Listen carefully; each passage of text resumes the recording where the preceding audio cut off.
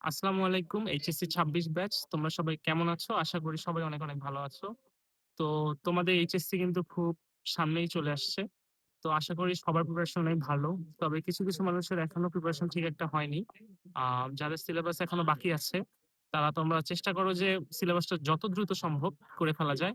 আর সাথে, সাথে সিলেবাসটা একটু তাড়াতাড়ি শেষ করার সাথে, সাথে তোমাদেরকে হচ্ছে টেস্ট পেপার গুলো সলভ করা উচিত। বিশেষ করে ওই যে বোর্ডের যেগুলো টেস্ট কোয়েশ্চেন গুলো আছে সেগুলো হচ্ছে বেশি করে তোমরা প্র্যাকটিস করবে।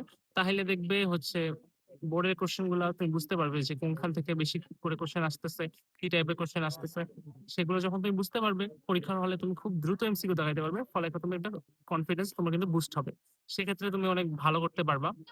আর যাদের সিলেবাস অলরেডি কমপ্লিট হয়ে গেছে, তোমরা তোমরা হচ্ছে ট্রাই করো যে টেস্ট পেপার এখনই সলভ করতে।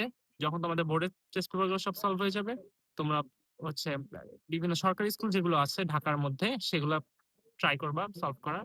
সেগুলো সলভ করা হইলে বেসরকারি যেগুলো হচ্ছে নামি দামি কলেজ স্কুল আছে সেগুলো সলভ করার ট্রাই করো। দেন জিলা স্কুল বা ক্যাডেট কলেজগুলো যদি করতে চাও তাহলে করতে পারো বা নাও করতে পারো ফর বেটার প্রিপারেশন।